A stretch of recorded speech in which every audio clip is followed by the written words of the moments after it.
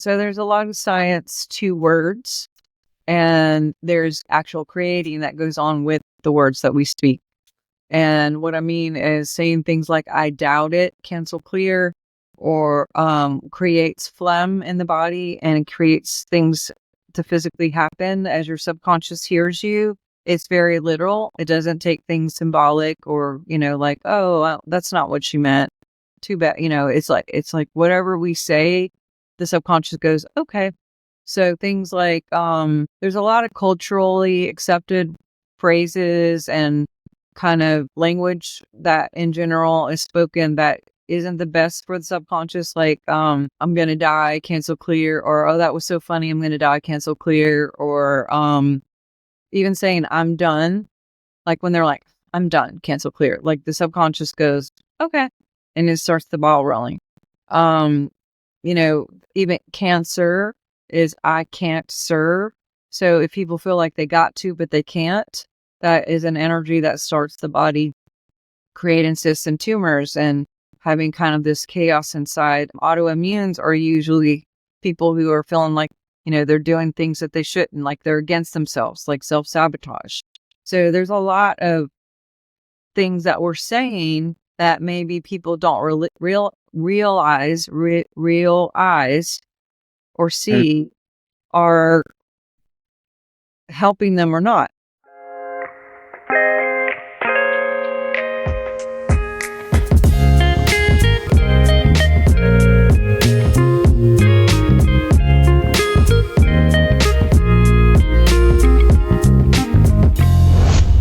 To a Broaderlenspodcast. The opinions expressed on Broaderlenspodcast are those of the guest speakers and do not necessarily reflect the views of the host or Broaderlenspodcast. Dr. Sharnael, welcome to Broaderlenspodcast. What an honor to have you on. Thank you so much. I'm so happy to be here with you today.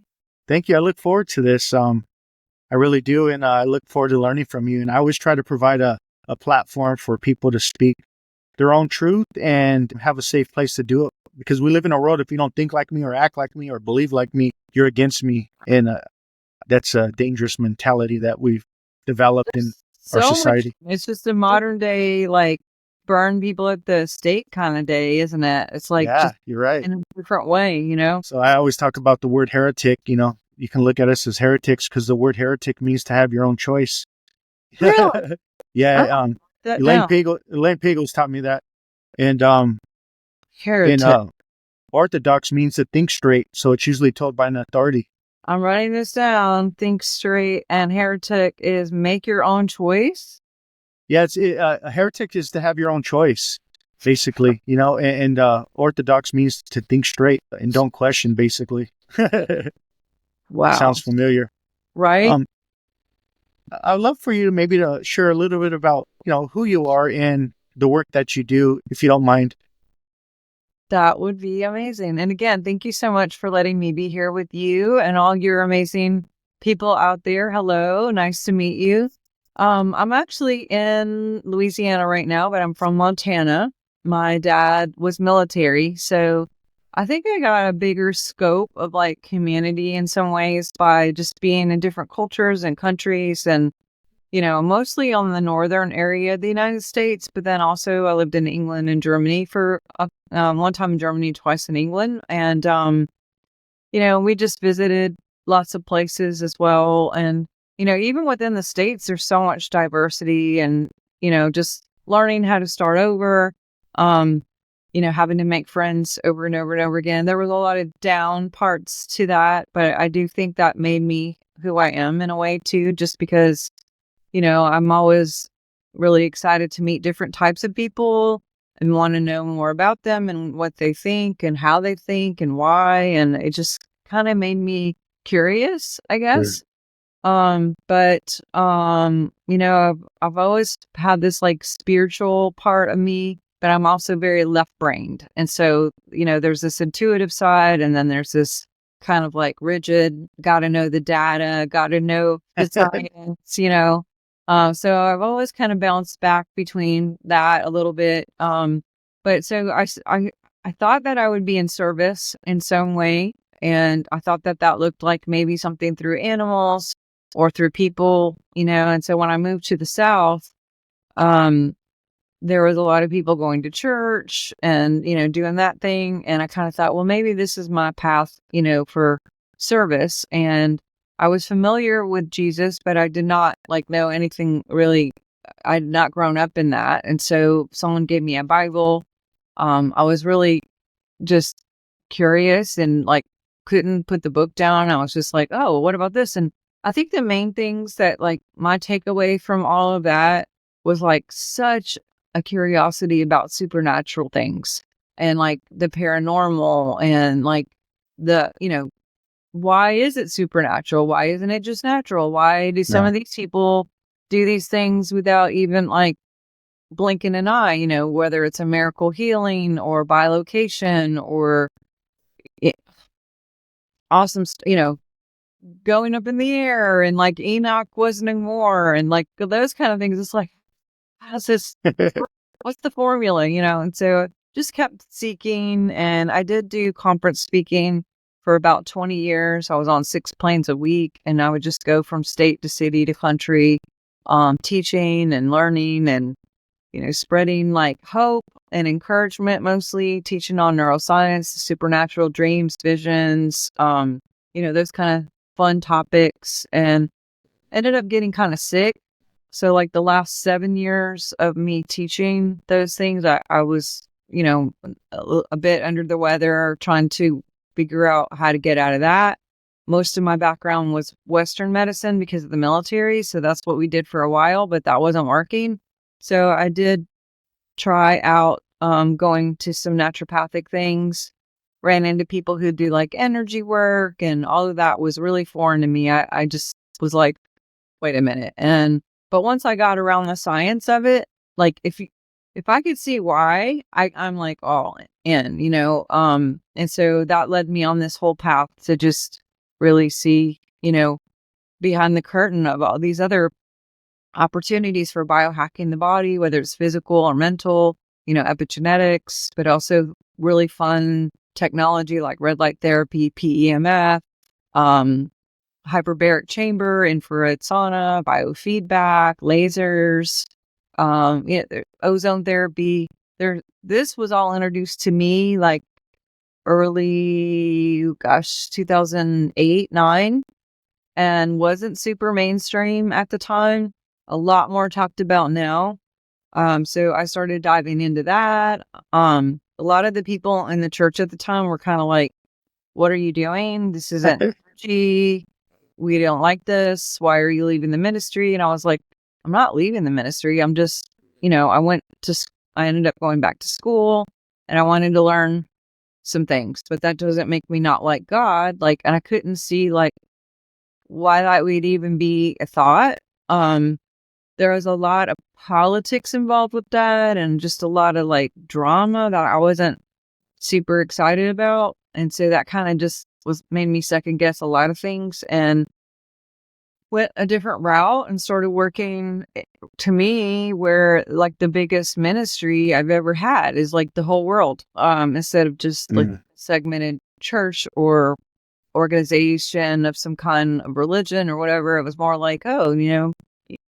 now you can help everybody who, you're not pigeonholed into this one area. So I do have a practice.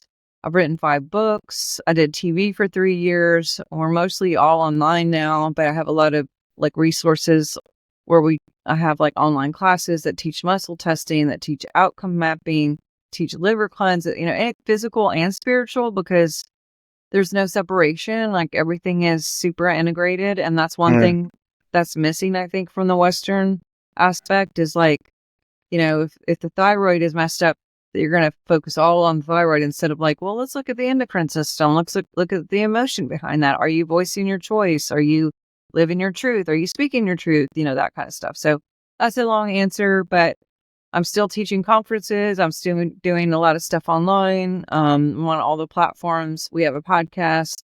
And I probably do about 25, 30 interviews on other people's podcasts a week, to be honest. Wow. And I'm just doing the best I can to get as much light out like you are. I mean, what you're doing is so important, just having these conversations. And I truly think that most people have thrown out their television and they're only doing this kind of stuff now because they want to get the authentic, real stuff. And you're doing that. And so I appreciate that. I appreciate you. Thank you. I've heard you share about healing mind, body, and emotions, talking about the Olympic system, right? But Yeah. I always thought it went together. Um, but is it all interconnected? Yeah. So the word integrity is so funny. The word integrated comes from integrity. Uh, And integration isn't just about like being aware that we're all one and that we have the choice moment to second to remember or to align again with source and to think like source or act like source or be like source. But then there's like environmental. Like, so maybe your grandparents have an idea of something and that's somehow encoded into your DNA. And so, emotional things, ancestral things, environmental things, all of them. My big saying is you can't pee in the pool and hope it doesn't get everywhere. There is no smoking section. Everything kind of seeps into every part. So if you have a really shitty partnership with your husband or wife or whatever, that's going to also show up in your work and in your health, and so there's this cross pollination of stuff where really it's all one thing instead of just thinking of it separate. When we have stress, it's usually because we're not living true. And when we're not living true, there are chemicals that cascade through the body that mess up the immune system, the metabolism. It can gray hair out really fast. It can dehydrate you really fast. Not you, a person. And but the opposite is also true. So when we are living from moment to moment to moment to moment, we have a cascade of all these like really powerful chemistries that give us like superhuman strength and really build up the immunity. And, so like Job in the Bible, if you're familiar with his, he had a lot of shit going on, to be honest, right? But one of the texts says his integrity was his protection. His integrity. So as he would do as what was in his heart and live and truly embody his truth and authenticity, he was protected. All the stuff was going on all around him, but he was alive, so it's the same with us. When we live our choices moment to moment to moment in that authentic truth, then we're going to have the energy to back that up. But when we're not, you have to kind of look and say like, well, maybe this isn't the path. Why do I feel so weak when I'm around this person or take this job or live in this certain location? All of those are living truth or living lies as well. Like even down to the tiny things like go to this grocery store today or go to the post office first or go see your grandmother or whatever it is, make that phone call that you haven't done in a while. But seek ye first the kingdom of God. Where is the kingdom here? And then all these things will be added unto you. So a lot of times it's just like, do the thing that you know to do first, and then the answers start coming. And then you have this like cascade of like knowing and clarity and, just taking that trusting step sometimes is like the best. But yeah, we're all very integrated. 86% of all physical issues are actually what they call a conversion disorder, meaning your body will start to take on, some of those traumas and start giving you a person signals that, hey, there's a problem here and this is where it's stored. Can we clear that and then move on? Well, yeah, thank you. I remember reading Bruce Limpton's Biology of Belief, and he talks about how love and fear have opposite effects on the mind and body. One creates health, Yeah. and the other one creates disease. Yes. And I thought that was powerful, and in the Bible, it says we're made in the image of God. Jesus says, ye are gods. In the Bhagavad Gita, it says, I am the self in all beings. Dr. Nuke Kumura always says, talks about our natural intelligence. I'm like, how powerful is the mind and body? And how do we identify to that inner strength? How do you help people tap into that? Yeah. I mean, I think that when I see someone struggling, again, going to the root is the best situation is just like, well, finding out, well, why are you thinking that way? Or when's the first time that you thought that? Or when's the first time you had that pattern? And then going back to the pattern and seeing, well, where did that come from? And kind of clearing it, because we all have this biofield, maybe 4 to 5 feet around us is average. I have tested people up to 21 feet away. But Right. what's cool is, I'm sure you've studied David Hawkins, David Hawkins, yeah. and his consciousness, right? His chart. Yeah, What I I know this have chart. found is the higher we are in consciousness, the broader the field is. And I'm like, I wonder what that's all about. And my hunch is that whoever source is actually literally was like, you know what? If you have a really bad vibe, literally, and you're down 25 or 50, I don't want you to have a lot of influence. Because that's going to hurt humanity even worse. So we're going to keep that like 1 inch. So you have not as much, transference. Now, what I did find is people who are like in the 25s or lower, sometimes their field is like 1 inch. Sometimes it's actually inverted, Wow. meaning you are pulling from other people because that person can't generate their own energy field. And so you could see it on cameras. Plants do it. Animals sometimes do it, not as much. They're more takers. So they take it from you to mix it. And so like a lot of people that I work with that animals that are sick, I'll say, well, what's going on with the human parents? Like that the dog is taking this on. But we do transfer within the field. Sometimes willingly, sometimes it's taken. And then another thing to add in, just another fun thing is if you have parasites, if a person has parasites physically, they'll project that they're a good host and people will submit to that. So in general, a person will only submit to your lowest common denominator. So if a parasite is sending out like 25, you'll get a match to that. And then maybe you're doing all the right things physically, mentally, spiritually. You're like, why am I so nice? And I do all these things and I'm keep good balance and I have an integrity, but I'm still attracting these big, these vampires. It's like, well, let's look to see maybe you have a physical issue that's causing parasites to send that signal out and then you're getting a match. So there's so many things to this that everything interlocks so much. Can you expand a little bit more on the parasites? Is that like entity attachments? Parasites meaning like physical parasites, like tapeworms or Oh, okay. hookworms, or which a lot of people have parasites. And when you have a physical parasite, that does leave open a low vibration for entities and or people who are working with entities and or situations electronically, because we're electric. So everything is electric. It's all a transaction, whether we like it or not. There's constantly this torrent of stuff coming in and stuff going out, and we have it. Animals have it, plants have it, the world has its own collective. And then each person, as we work on ourselves, we're adding or taking away from that collective. So I always tell people, if you're trying to change the world, start right here inside first. Like work on you, because you will not only work on yourself, but you'll send a different code into our atmosphere. And then also every partner you ever had and every child you ever carried, if you're a female, you're going to change all of them as you change yourself because of entanglement.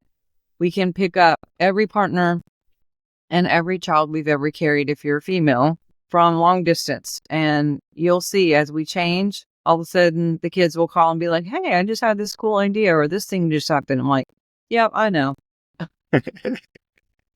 You wrote a book on the science of miracles. What is a miracle and what is the science of miracles?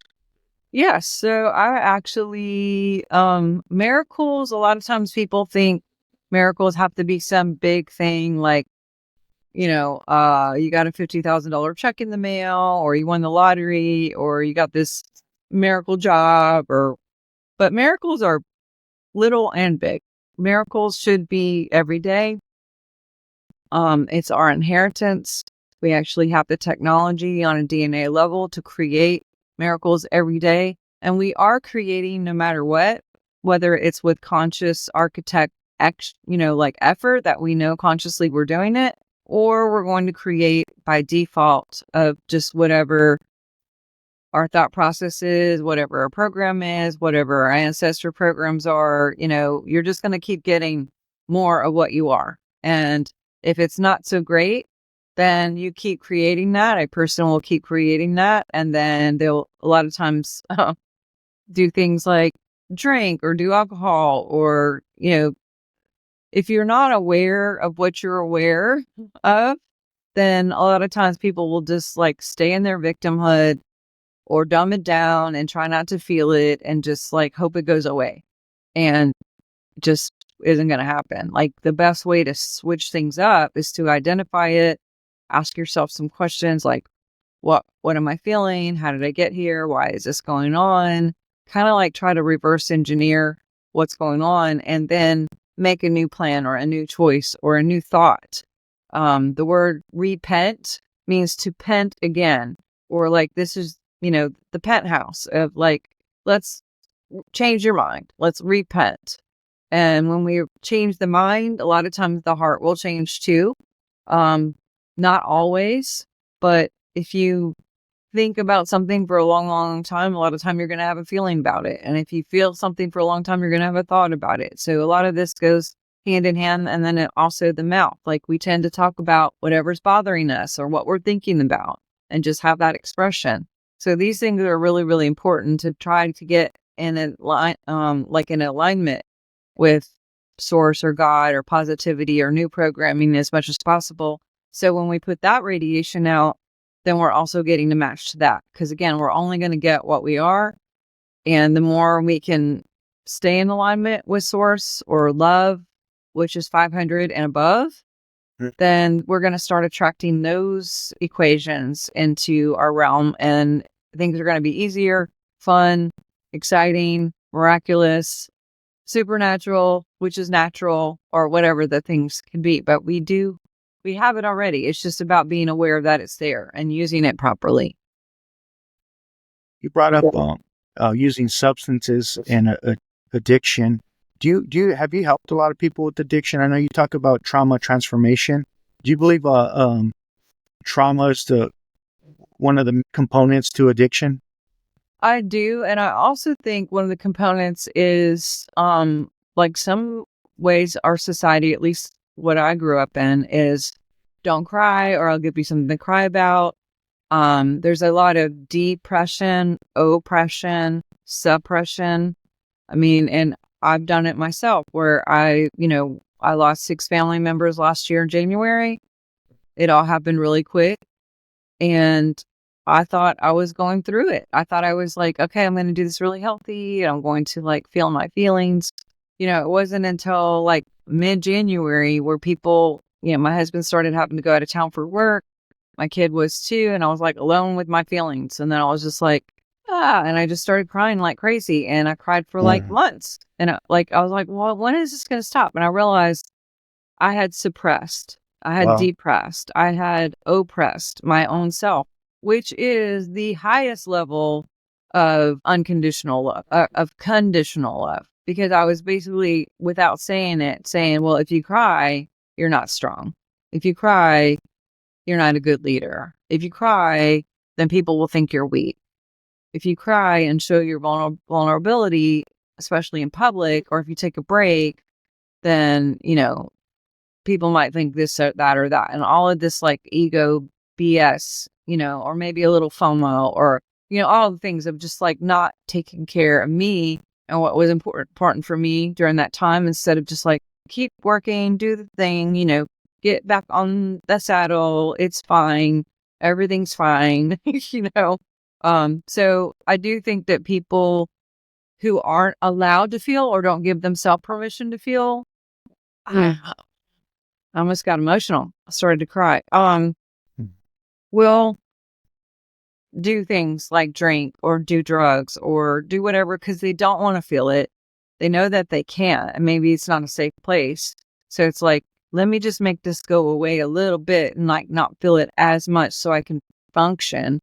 The problem is, are we functioning doing that?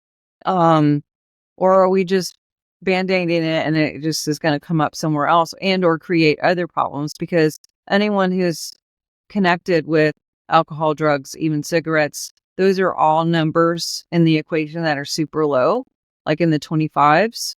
And that's like a key to entities. When I do biofeedback on someone, I can look at their electronics and I could see that it shows an entity report or psychic attack.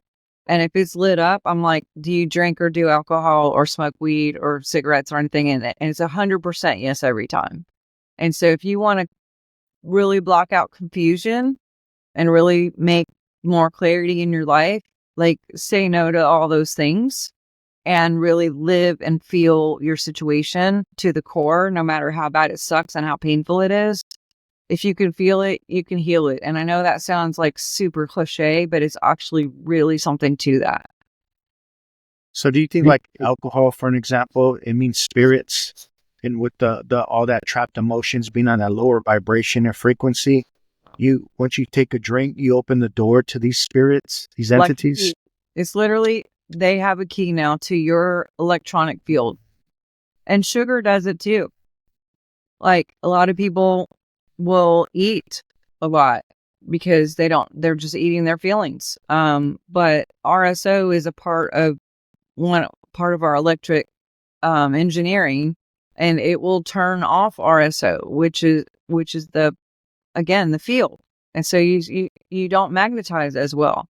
Or if you do, it's not a higher equation, so we're always radiating and we're always collecting.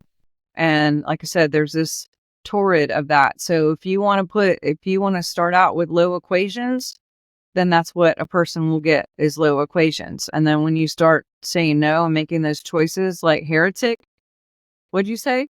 Making new choices? Means choice, yeah. Have your own choice. It's like be the king heretic of like positive choices. And and it's funny because a lot of times people think of that word as like a negative, like why are you doing something so against the grain, or why are you doing so? It's like sometimes following your heart is doing something everybody won't celebrate. But are you okay with that? Is that can you live with that? Can other people live with it? Maybe they're not the people you should live with. Yeah, it's like, who are you hanging around? Because the 5 people that you hang around with most are going to be the people that you transfer the most. That could be online. It's faster and easier in real life. But they did this study with 58,000 people, 11 different big corporations, and they were trying to see if performance and effort was catchy. So they took like someone who really was a major performer, like meaning they got a lot of work done, a lot of activity done, and they sat him down. I think it was 25 feet from someone who was kind of a slacker. And that slacker within a day performed 50% better just being 25 feet away from this overachiever, right? Wow. But they did the opposite, where they took people who were just normal and put them with people who were less than effort, not so much performing. And it was 50 feet away, and they went down 30% in performance. So, have you ever tried to pull someone up on a boat? Like when they were drowning and you're on the boat and you're trying to pull them up, they're going to probably pull you down more than you're going to pull them up. So, I also have this analogy going into a subdivision. If you're buying a house, even if it's $100,000, if there are $1 million houses all around you, your equity is automatically going to go up just because you are around other equations that are higher in frequency. And so I try to brainwash myself in a positive with people like Neville Goddard, and Bob Proctor was a dear friend and a mentor for me, or Robert Tennyson Stevens, or, I see all of your people that you read their books. And all of that is frequency. I sleep with books. I sleep with, whatever programming I'm choosing, in the background. So when I'm sleeping, the subconscious is being programmed into something positive. But there's all kinds of fun things. What do you do? What do you do? To be honest, I observe my everything I do. Like I practice mindfulness. I like to read. I'm kind of a lone wolf. I mean, I know a lot of people, but I don't really hang around with people. And I really I'm constantly wanting to learn from people and different religions and spirituality and traditions and, it just different, yeah, group thinks and trying to understand the human condition more. That's kind of what I do nonstop, and whether I like it or not. You're like, And I'm just curious. yeah. And What's it's your not in birthday? I'm in April, Aries. Okay. Air guy. Okay. Cool. I'm going to rewind it back to what you said when you said you almost cried, because how Eckhart Tolle talks about pain body. Yeah. Well, I remember in Ohio, when I was living in Ohio, I was watching a Tupac movie, and I grew up in the 90s. Well, I started gangbanging in the 90s, really, with a lot of the gangs. And, I always say we didn't join a gang to be bad, like a bad guy. We joined a gang because we wanted to feel loved and a part of, feel like important or somebody, and have like family or camaraderie. Even if we had it, I was still living in an illusion I didn't, I felt disconnected. So, during that process, there's a lot of trauma that went on. A lot of friends got murdered. I think the drive-bys were at the highest rate at that time, and I think it's since the cowboy days, it was so much gun violence. At that time in Los Angeles. And anyways, I'm watching this movie and Tupac dies at the end, and I was crying for 3.5 hours. 3.5 hours, I'm crying, and I'm like, what the hell was going on? And I'm not sobbing. I just have these tears that constantly are coming down my eyes. And I realized that's the pain body that was stored in me for a very long time. And, I hear people saying they need to forgive themselves and stuff. For me, it was just really just having awareness and understanding, deeper insight. And I didn't know any better. I looked how my environment affected me, and I'd love for you to talk on epigenetics and share a little bit about that, because I always love to learn about epigenetics. But how my relationship with my environment affected me as well, mentally and physically. So I after like 3.5, 4 hours of this tears flowing down, I felt like, and really having this inner knowing, we just didn't know any better, you know. Yeah. I felt like this healing process took place, this transformation, and Like yeah, it was relief, huh? relief. Yeah. Yeah, I felt lighter. Yeah. Yeah. So like relief, relive. Mm, Usually when I coach people and I will listen to what they're saying, I can find like their snag and we can ask some questions. But usually when people will start to cry, I'll go, okay, give yourself permission to cry. And I just let people, if it's a week or, call me back when you need to. But I'll say, how you feel? And they said relieved. And I was really thinking about that word. It's to be reborn, to rebirth, to relive, to live again. And how long were you crying? Hours? I love that. yeah, I had 3.5. About, it was around 3.5 hours that I remember, almost 4 hours, and I couldn't. Like Yeah, it was just, come out. yeah, just coming down like crying a river, but without sobbing. Just like, Statistically, there are some things that will not detox any other way but tears. mm, Like you could do a liver cleanse, you could do, all the different parasite cleanses and, all the different cleanses, but there's some things that will only come out if we've done tear studies where you could see what tears look like under a microscope. And it's really interesting what, and compared to like happy tears or anger tears or all of those things. So I'm such a geek when it comes to all of this. But if that's a way to we sweat detox, but there's something about the heart that lets this grief come out only through tears. mm. And I look at it, and in the 12-step community, there's a third step, and they have a third step prayer, and it says, "Relieve me from the bondage of self." And that's exactly why I would drink, because I needed that relief from self. Because I was so disconnected with self, and I'm living in these false identities and these traumas and these memories that are creating this lower vibration. I just needed to get out of it for a brief moment. So I So needed that you're like using that to to not feel to not for a feel, minute.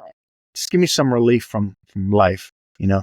How did you get back? Or are you? Like, where are you now on all that journey? Well, I've been sober for 15 years. Uh, But what Ancient. happened to me, I talk about the nirvana. I had a glimpse of nirvana, which nirvana means to extinguish or blow out. And for a few moments, for a brief moment, I was, the egoic mind was blown out. All the identity, the labeling, the person who I think I am, it was all gone. I was beyond the mind. And as fast as that happened, I, I fell back into that state of being that I'm in, and I'm in fear, but even though I'm in fear and still suffering, I automatically had a shift in consciousness where I knew to the core of my being, I was no longer the person that I once was. And then I was guided to the 12-step community, and then I found my own spiritual journey, my own path. And I found mysticism for me. Yeah. That's so Yeah. beautiful. That is so, and I'm sure you're taking all the people with you now as you learn and create and, share and express and communicate. Then other people don't feel so alone, and they realize, oh my gosh, there's hope, and they're inspired by your journey just by you having the guts to talk about it.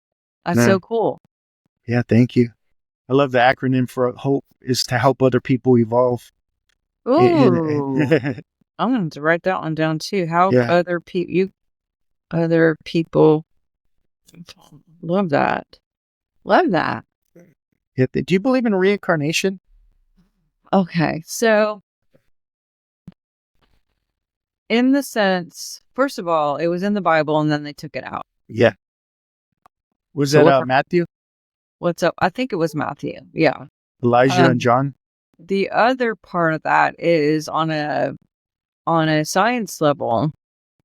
They've done studies where people will get body parts like a kidney or a new eye or a new heart, and they take on these new beliefs or recreations or favorite things, or tastes. Like let's say someone gets a new kidney and all of a sudden they are constantly wanting McDonald's French fries and want to listen to the Beatles music. And they never did before. And then they find out like, oh, the guy who had the kidney that I received, there was a genetic memory there. So I think some of it is genetic memory, or maybe that's all the same thing. I choose to know like the mechanics of it. But, sometimes people just know things that they shouldn't know, or they have a memory of something that they weren't even alive for. And they can like give you like dates and locations and what people were wearing. And it's like, well, are they just really more tapped into their genetics and the genetic memory that they have from maybe witnessing something somewhere else it went with that cell? Because we're all recording like all the time. Like everything is recording in this earth suit. When we go to the grocery store and the lady's ringing us up and she's wearing a red shirt and she has like glasses down here and there's music playing in the background and the temperature is whatever. And, 5 people are in front of us and some of them have perfume on and some of them don't. And then you could smell the bleach. I mean, there's so much stimuli and so many things happening. We're bombarded with stimuli, and then like we don't keep all of it, obviously, because how do you even keep all that? But it's still there somewhere. Some of it defrags from like 5 a.m. to 3 a.m. in the morning. But a lot of it we keep, and it's like, how much of that is just stored? I mean, we're huge computers, like better than any computer out there. And I mean, what are your thoughts on it? No, I mean, when I was a kid, I always had a remembrance of like me living in India or somewhere around ancient China, Tibet area. Um, and that was kind of weird for me too. I remember in the 80s, they would have those kung fu movies Yeah. that were translated into English, and they're Yeah. kind of corny, but they would be on regular TV. And I remember looking at that environment in the background, even though it may be staged or whatever. But I remember living in something that looked like that. Like it had like I had this inner knowing. Same thing with watching like India, like something in India, like Indiana Jones, even though that's staged. Like I remember living in that type of environment before. So when I had my awakening, I had a Hindu mystic, Paramahansa Yogananda, kind of helped guide me through spirit. I started learning about Jesus through the Swamis. Yeah. I think they understood the Swamis better than most pastors, in my opinion. Uh, I mean, the Swamis understood Jesus. Um, the mystics understood Jesus than the way the pastors are conditioned to believe, or programmed to believe. And I'm not saying every pastor. I'm just saying No, the no, no. mainstream. I And love that you're saying all of this. You're so humble and non-judgmental, and I just love your heart. Keep going. thank you. No, so I started looking at it in a different way. Yogananda wrote a book called The Second Coming of Christ, and he talks about the Christ within you, kind of similar to Paul when he says the Christ in you is your hope of glory. So I just looked at it differently, and I really looked into the universal consciousness of the mystics, like all these guys from different backgrounds, religions, spiritual traditions, um, races, and whatever. They all are tapped into the same thing. So I heard the similarities, and I heard the beauty of that universal consciousness. So like that dissolved for me. Like there's not just one way. The way is within the heart of each Yeah. and every one of us. And so I learned how to respect people's beliefs. But when people are like trying to say, no, this is the only way or whatever, I just don't really. Yeah, I think that there are some groups that literally think it's their job to make you think like them, and they feel like they've almost like failed themselves if you don't convert. Or I mean, literally, I just had someone the other day saying, well, that's your job as a mom to make sure that your kids believe X, Y, and Z. And I didn't even believe what she was saying, let alone make my kids think this. It's like, well, I train my kids to explore and to have an open mind and to think whatever they think and to study and research. And I have been super wrong in lots of different thought processes and programming. And so even when people ask me now, like, hey, what do you think about? It's like, well, this is what I think right now, but that could change Love in that. 5 minutes because I stay very fluid to think that we don't know what we don't know, right? So given more information, I might could change my mind. Well, Lao Tzu, the Chinese mystic, said to learn something every day is knowledge, to let go of something every day is wisdom or enlightenment, depending how Wow. it's translated. But I love that. I think that's something I've learned early on through the 12-step community. They taught me about willingness, honesty, and open-mindedness. And if you're open-minded and willing and honest, I don't really hold on to my beliefs too tightly. And I love what you said. You admitted you may have been wrong. And what you say yesterday it may change in a few days, or what I said last year may change this year. I think that's the beauty of it. And that's how we continue to grow and not become stagnant spiritually. And it's funny too because I know people, and maybe I was that person who had to be right. And no matter how much anyone could show me whatever, it was like, nope, this is what I believe. And it was just like, that's it. And it was my way.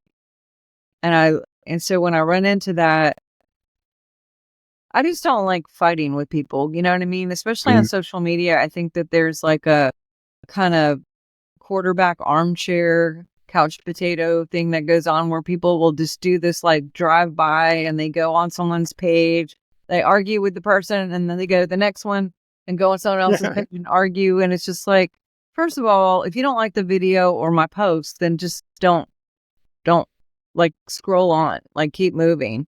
But I try to keep my social media on a positive. I'm not saying that everyone has to agree with me either, but I'm not a big fan of like posting something and then someone coming to try to like tear it down or tell me I'm wrong, or, you know, you wouldn't do that in real life. If you didn't agree with your neighbor because they have a certain flag out, or, what they do for a living, you wouldn't go knock over there and try and talk them into like, don't think that way. This is although I do know certain religious groups that literally knock on doors and try to have that conversation to insist like, no, no, no, this is it. It's like, no, I love you. You're so great. I can see your heart is so pure. And also, no, you know, but I think they're a little more brave on social media because like there's not a lot of consequence. They don't have to look at someone's face and see that you hurt them.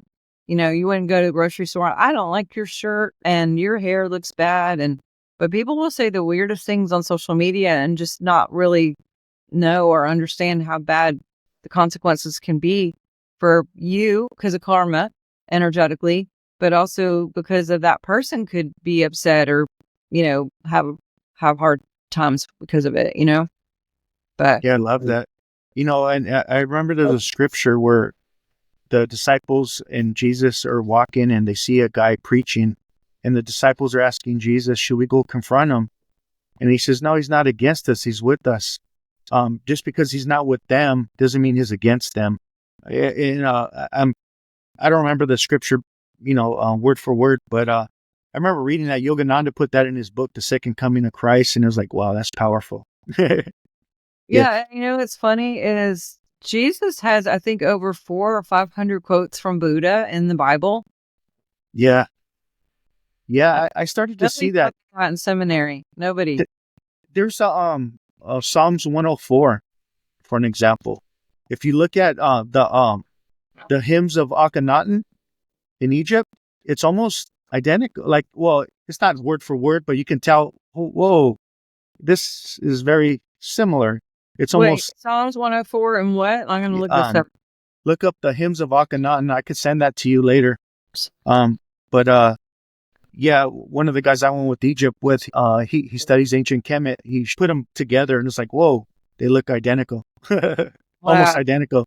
You could tell. There's a lot. I think I like what Eckhart Tolle kind of looks at it as the flowering of consciousness. And if you look at it that way, the flowering of consciousness, you don't have to look at it through like, we're right, you're wrong, you copied me, and fight over things. I just look at it as the flowering of consciousness today. I like that. He's one of my favorites. He actually is one of them that scored 21 feet with his Biofield.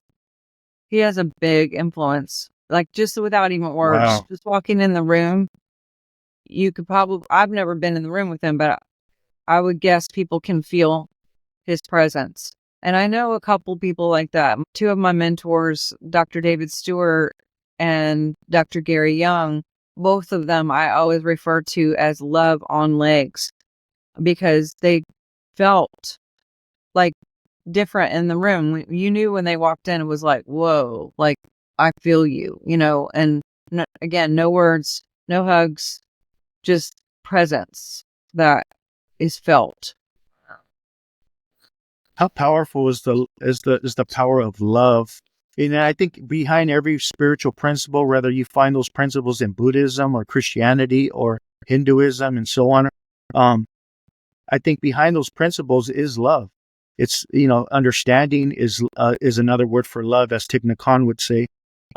When I learned to have understanding, like on my parents, for an example, when I used to be resentful at them for certain things, having that understanding, even beginning to question it and try to understand their life and when I understood me and what happened to me and my brain development as a young child and what created wrong perceptions and how resentment fogged up my window of perception and so on, I could have understanding for others where I can have more compassion. So compassion is love, or be compassionate as your heavenly Father is compassionate, or that, that beautiful example of Jesus. So yeah, I think how powerful is love on the body? Yeah, love. God is love, and love is God. And, when we look at the consciousness scale, I found it really fascinating to see that authenticity is actually higher than love.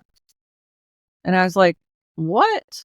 Because I didn't think anything could be higher than love. But my theory is that authenticity is also a form of surrender, acceptance, and unconditional love, meaning I Right. fully embrace myself, my feelings, my thought process, my health, I love your hair, love your nails, love your body for where you're at. Like, be in your truth, live your truth, and embody that, like, with every choice that you make. And that's the utter presence of love, self-love, and also loving other people, like you said, where they're at, even if they're not on the same page with you. It's like, well, I don't agree with that, but I love you, and we can still be friends. And I'm Yeah.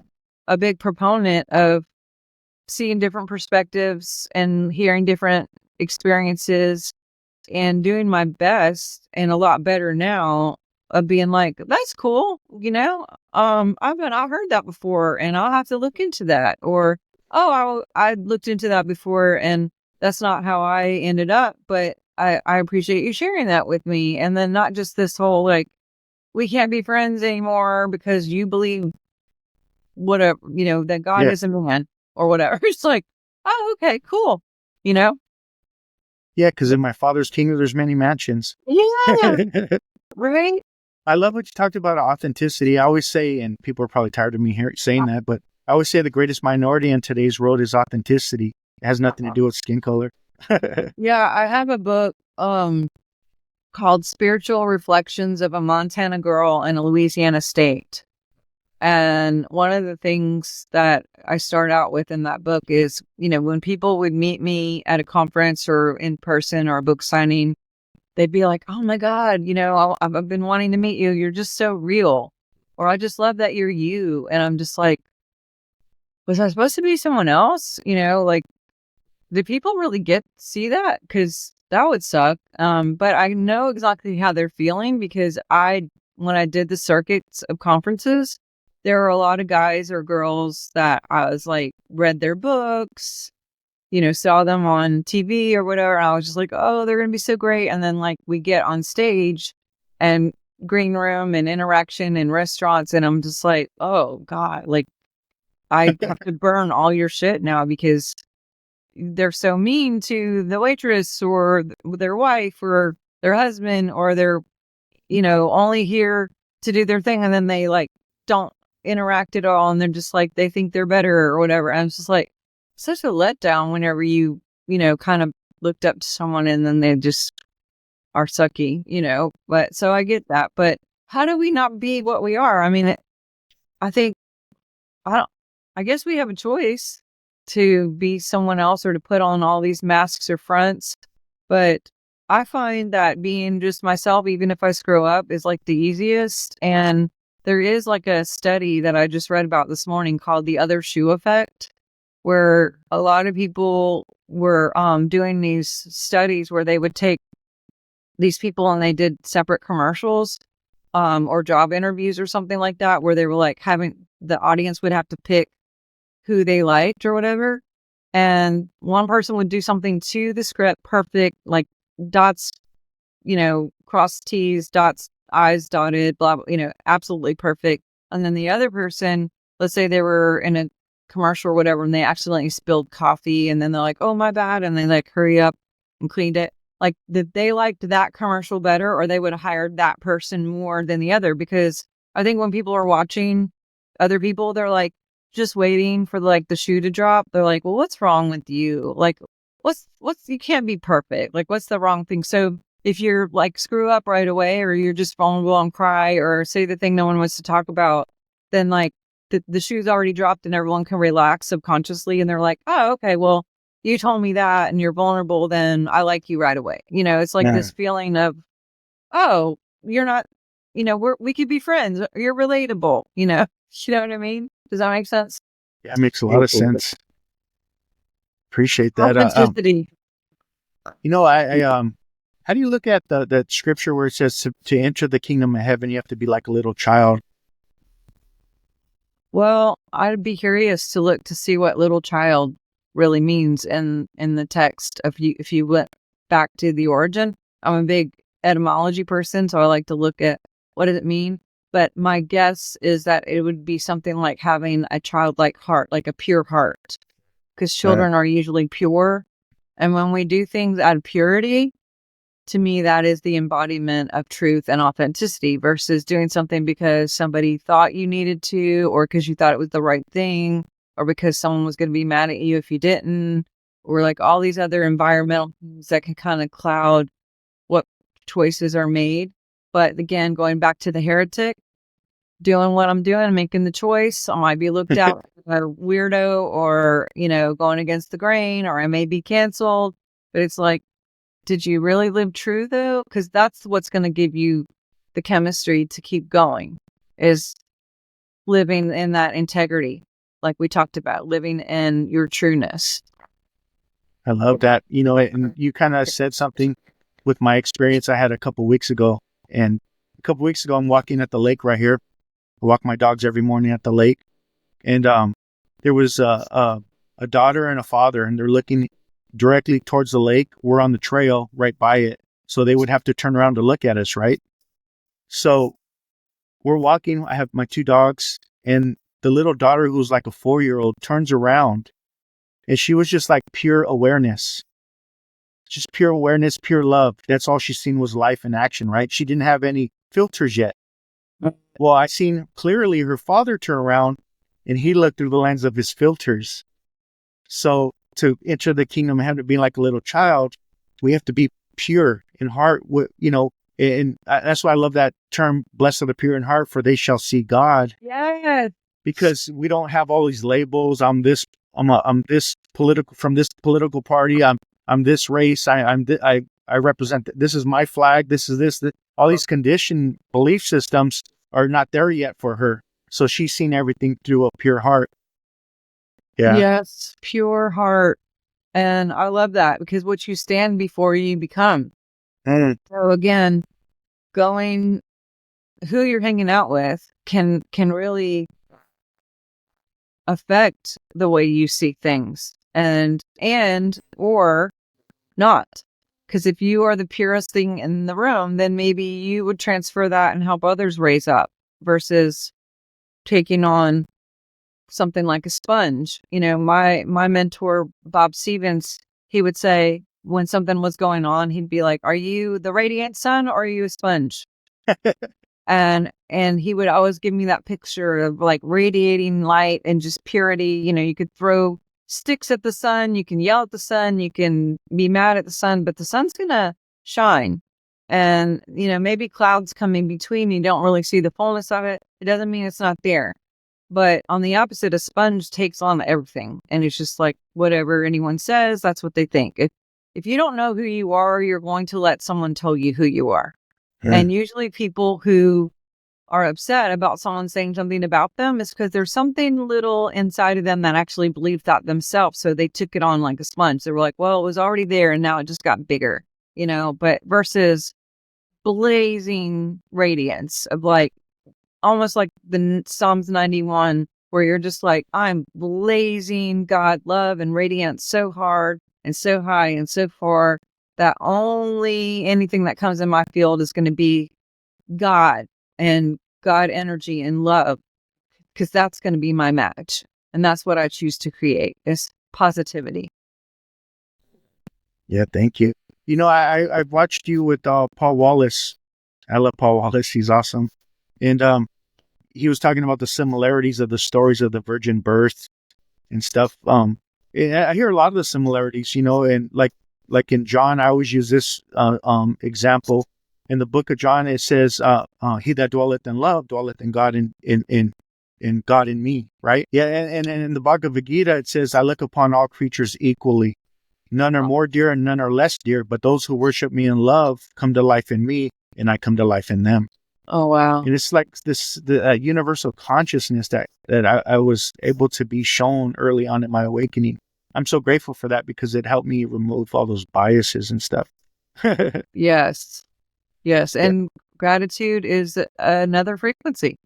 you know, and you've used that word a few times. I could tell you actually mean it when you say it. There is a lot of gratefulness in your realm for sure, and that brings a lot of positivity to you. Yeah, thank you.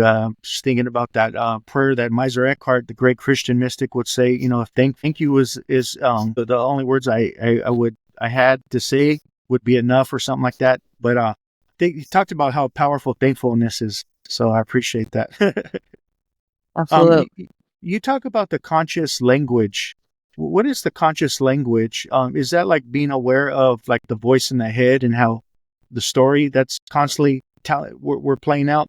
Yeah, that's a very great question. So there's a lot of science to words, and there's actual creating that goes on with the words that we speak. And what I mean is saying things like "I doubt it," cancel clear, or creates phlegm in the body and creates things to physically happen as your subconscious hears you. It's very literal. It doesn't take things symbolic or, like, oh, well, that's not what she meant. Too bad. It's like whatever we say, the subconscious goes, okay. So things like, there's a lot of culturally accepted phrases and kind of language that in general is spoken that isn't the best for the subconscious, like, I'm gonna die, cancel clear, or oh, that was so funny, I'm gonna die, cancel clear, or even saying I'm done, like when they're like, I'm done, cancel clear, like the subconscious goes, okay, and it starts the ball rolling. Um, even cancer is I can't serve. So if people feel like they got to, but they can't, that is an energy that starts the body creating cysts and tumors and having kind of this chaos inside. Autoimmunes are usually people who are feeling like, they're doing things that they shouldn't, like they're against themselves, like self-sabotage. So there's a lot of things that we're saying that maybe people don't realize or And see are helping them or not. And even funny things like if you've ever lost your keys and then you go get in the car and you realize, oh, I forgot my keys. Well, it's like, no, you didn't forget them. You actually remembered them. And then you go in the house and you go get them, right? But we say, oh, I forgot my keys.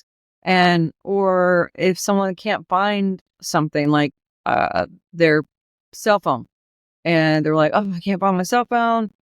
The more you say that to everyone and then let other people combine with that, you're making it bigger and bigger and you won't find it. But when I am not able to find something, I'll say, I'm so glad I have my cell phone in my hand. I'm God's hands holding my cell phone. I'm God's eyes seeing my cell phone in my hand. I instantly will see it in my mind where it was, or my body will go to it. And so the subconscious is really powerful. When I first really started looking at conscious language and realizing all the things that I would just say automatically by default, I was really quiet for a long, long time when I started really digging into, because I was realizing, well, if this is coming out, then that must be something that's up here or here, which means I need to go back and see, well, where did that come from? Where did that belief come from? Where did that feeling come from? And or quickly replace it with something else, saying like, people saying, well, I don't know. I don't know. Like when I'm coaching people, I'll say, well, when's the first time that happened for you? And they'll say, I don't know. And I say, well, if you did know, when would it be? And then they go, I was 7. And I'm like, what happened at 7? And they'll say, I don't know. I'm like, well, if you did know, what would it be? And then they're usually like, well, there's that thing that happened with my dad, blah, blah, blah. It's like, you'll start to remember by telling yourself that you're going to remember. That's when it comes up. yeah, And so, being conscious of what you say, what you think. And then, like you said, you're hyper aware. And like that girl was aware, yet that young girl was aware and seeing things different. If we can just start over and reset and go like, okay, I was about to say that, and maybe filter it a little bit and be like, okay, is that really my highest choice to say that or to think that or to feel that? Well, maybe we need to shift that around. And there's so many programs out there. I mean, if you think about Murphy's Law, it's like, if something bad's going to happen, then it's usually going to happen, cancel clear. It's like a lot of people will say things like that. Or like, I grew up in a household where my mom, who I love very much, she would, if I called her and said, we have a leak in the roof or something, she'd say, cancel clear, by the way. And she'd say, there's always something. And then what she meant is there's something bad always going on, instead of like, oh, well, let's just expect the best. And, we'll see what God's going to do with this situation, or whatever. I realized I was calling people who would agree with me about more shit happening. And so I had to stop calling those people, and I had to say, why am I calling those people? Because I want them to agree with me, because my ego needs more strength or energy to be right. Even if it's like a confrontation. In the past, I would call someone and go, will you believe that my sister said blah, blah, blah? Well, why? Because I needed to feel right. I needed to feel okay and accepted, instead of just being like, you know what, that's just where her reality is, and this is where mine is, and it's fine, and I don't need anyone to partner with me and bring that energy to be bigger, or to calm myself down by being right. It's like, aren't we weird? We're so weird. I am anyway. I'm weird. I'll speak for myself. Well, that's why I like saying weird must stay. The weirdness in me honors the weirdness in you. Frequency medicine, like, how did you become from a medical doctor to teaching about frequency medicine? Like aromatherapy, or was that, aromatherapy and crystals and vibrational techniques for healing? Like, how did you get into that? Like, because that's kind of a blasphemous in the church, right? Oh, Talking God, about crystals, that's the devil stuff. Oh, God, yeah. I wasn't a medical doctor and then switched over. I actually was a minister. Okay. And got sick. And then I met this guy named Dr. Lucky, and he had all of these really cool, like, weird inventions. Well, weird to me then, new to me then, like biofeedback and beamers and lasers and, very, very cool red light therapy kind of stuff, and very cutting edge things, especially back in the early 2000s, whatever. It's kind of more mainstream now, like I mentioned. But frequency to me was always a big thing, because I had already studied the biofield, and my undergraduate was wellness and kinesiology, and the surgeons would talk about that spark of light they would see during surgery, and heart surgery specifically. And I kind of like shelved that, and I knew there had to be some sort of frequency to words, to thoughts, to life in general. And then someone introduced me to essential oils and was explaining how it works with the limbic system to clear out like assignments that maybe the limbic system has shelved for a time, to deal with later. And I was like, okay, so we can have high frequency music, colors, herbs, pretty much everything that's alive has some sort of frequency.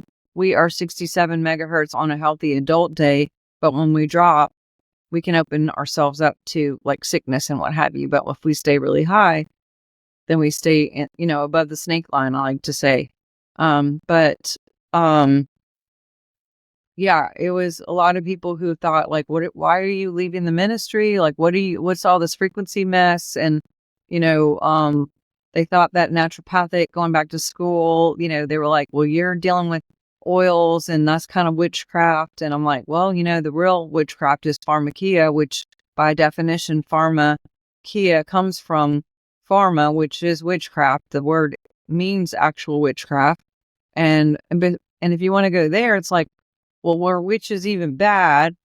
Because they were burning them at the stake just because they had intuition and because they were helping people be healthy and the community before the church wanted to come get all their money and make sure people were paying tithes. And, we can go and go and go, but, but crystals, I realized, had a frequency and are alive, and Tesla will say that.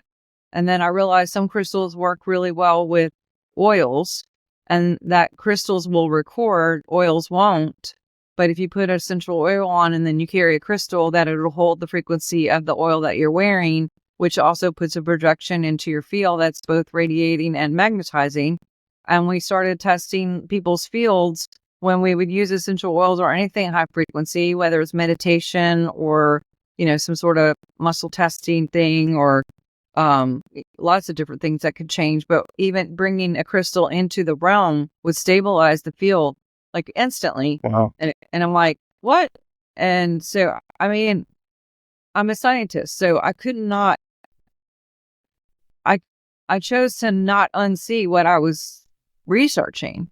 And if you look at any medical device, most of them have crystals in them because they do record and because they have high frequency and they can transfer. So, those people who are like, oh my God, that's the devil. It's like, you're using crystals every day. Let's be real. You have a cell phone, you have a car, you have a watch, probably. You know what I mean? All of those have crystals. Did you know that? You're using crystals. I guess that's witchcraft, but not really. So, Well, we're taught witches are crazy, right, or evil, but we never question the people that burned them or killed them. exactly. I mean, they said Joan of Arc was a witch. So, I mean, come on. That tells Yeah. me a lot right there. She's my lady. She's my girl. Is there? Do you have to charge up crystals, like let them sit in the sun for periods of time? I do put them in the sun, or you could put them in sand, or yeah, you do have to clear them because they do record. Oils, you don't have to recharge. I have a whole card deck that I teach on crystals, and I have like all my little babies, and then these carry frequency as well, just the images. And then on the back, it'll tell you like what the crystal does mentally, spiritually, physically, the companion oils that work best with it. And then they have like a mantra or a decree that matches the frequency. So there's like a three punch kind of connection there to hold and anchor in whatever you're trying to anchor in. But yeah, some people use them as flashcards. I was going to do a book, but I realized that if we took the card and put it in the field, it did the same thing that the actual crystal did in the field, just with the words and the image having it. And so if I made a card, I could stick it in my kid's lunchbox or under their mattress or in their purse for the day, or I could bring mine in my car.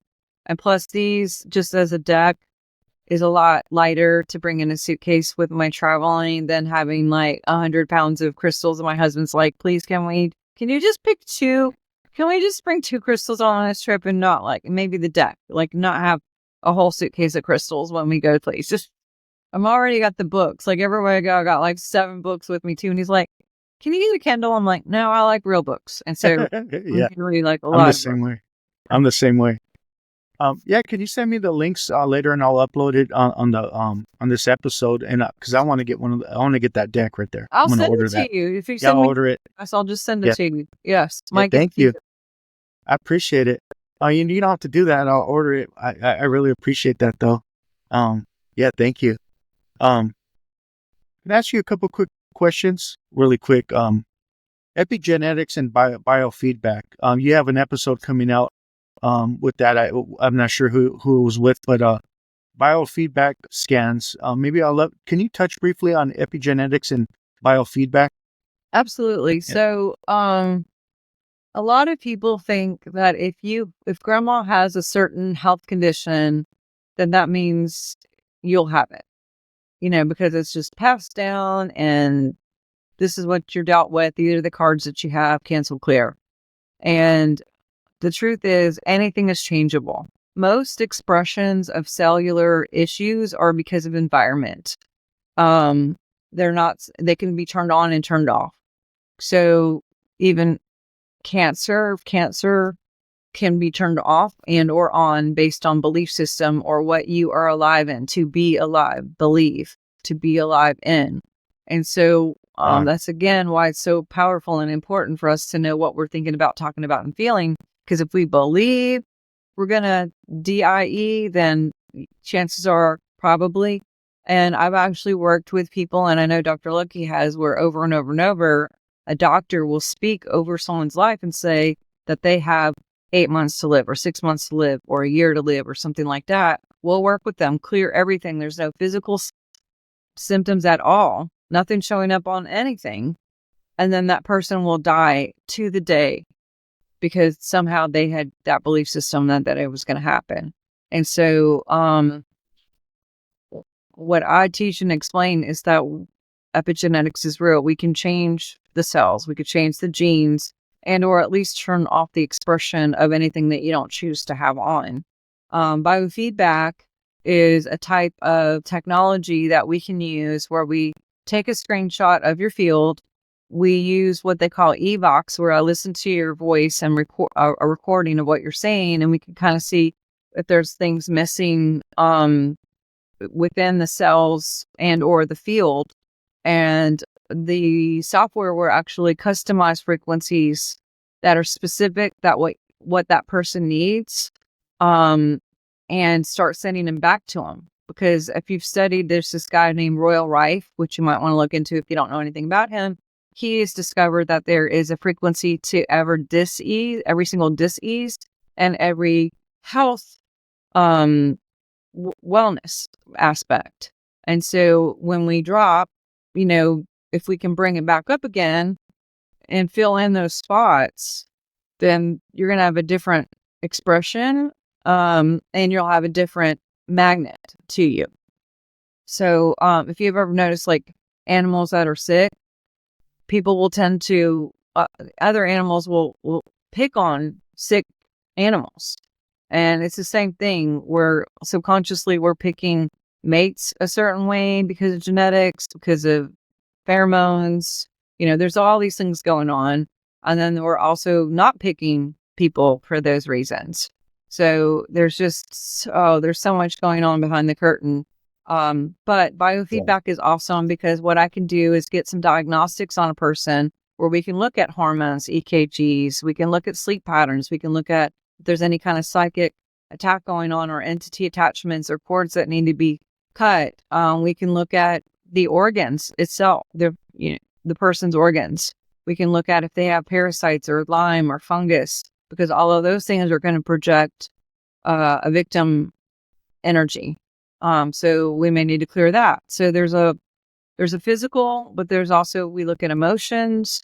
We can look at chiropractic. We look at, pretty much everything to see, like, do you need to do a liver cleanse? Do you need to get more grounded? Do you need to add crystals into your life? Maybe the 5G is messing you up, or the smart meter is somewhere too close to you, or the Wi-Fi is too powerful and we need to get some crystals in someone's houses, which will absorb some of that extra energy and keep you in a more protected realm. But we work with people long distance. I didn't think that could happen until it happened to me. And someone did it from another state over, and I literally slept for almost 14 hours because I just, it hit me from far away, and I was like, whoa. And I was, 2 times it happened where I was just like knocked out. Not everybody gets tired like that. I was integrating a lot.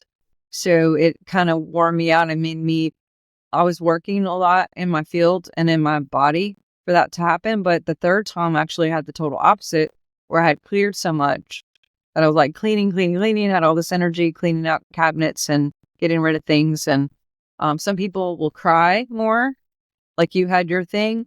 And they're just like, I don't know why I'm crying. And I'm like, you're just cleaning, you're clearing, it's working.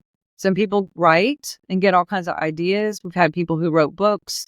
A lot of people have cleared some patterns of like abundance issues and with, epigenetic, ancestral stuff. And all of a sudden, like, checks were coming in, new job popped up. Like, it clears everything when we clear. And so I would suggest people do at least 2 to 3, because you'll get layers of things that get removed and then replenished. But, our bodies are physically meant to heal on their own. But if we can clear out some of the stuff that needs to be cleared and then maybe replenish with some strength, then people can kind of get in a better motion forward of what they're really destined to be here for, whether it's partnership, work, and missioning. I say co-missioning, or, your purpose. Abundance is very much a part of doing your destiny, because stuff costs money to do stuff, and or you need resources for things. And so when those things all get in a good pattern and you're bringing in, it's just a big happy energy of a lot of good things. Yeah, thank you. So like, there was a period of time in my life with the 12-step community, calling yourself an alcoholic over and over. And the belief, if you stop doing this, having a sponsor, and I realized in me having a sponsor, always needing to report with the sponsor, there was still a belief that something's still wrong with me, right? Or calling yourself an alcoholic over and over when I don't drink anymore, and to have this belief, if you stop doing this, you're gonna die because you're gonna drink again. Is that harmful? I really felt that was harmful for me. Yes, I can't speak self-talk like that is very, very much harmful. Yes. Going back to epigenetics, right? Yes, because your subconscious is very literal. And anything that we say in our mind or to ourselves or that other people say, we either can absorb it or, somehow walk it out. And, so like even saying I can't, it's like, how about like if you had a choice to like go to your friend's house or the movies with somebody else, I had gotten to the habit of saying, oh no, sorry, I can't. Cancel clear. Well, I don't say I can't anymore because I just did, but I'm going to cancel clear it. The subconscious hears that and then it starts showing up everywhere. Instead, we can say things like, actually, I already have plans with something else, but I'd love to do this with you another time. Or let's say if you have a person has a migraine or a headache, instead of telling everyone, oh my gosh, I have this. It's just saying, I choose ease in my head. I really would choose to be at ease in my body right now. And it's saying the same thing, but you're not like giving it more energy to the opposite of what you isn't your highest. Like I try to speak into, like even when cancer had cleared for me, because I had a bout with that and we reverse engineered it. When I went home, went to all the doctors and they couldn't find it anymore. And, I called my mentor. Wow. I'm like, oh my gosh, they can't find anything. And he was like, how about just say, I am divine health? And instead of like, they can't find anything, it's like, that's not really great thing to say over yourself. They can't find anything. Where are you? I vanished. It's like, how about I am divine health and I stay? Or I am love and I stay. I love that. Thank you for coming on. Yeah. Really appreciate it. I'm going to end it with the Emmett Fox quote. And he says, if you could only love enough, you can be the most powerful person in the world. Thanks for coming on. Thank you so much. Appreciate you. You have a wonderful day. You too. Take care.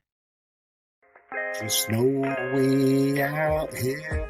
Know we out here working in a major way. Had to speak on it just to make a play. Any given subject, know we make a way. Time to level up on the day-to-day. Know we out here working for the greater good. Expand your mind, broaden your lens the way you should. From the stars to the galaxy to speak on spirituality. Higher understanding for the neighborhood.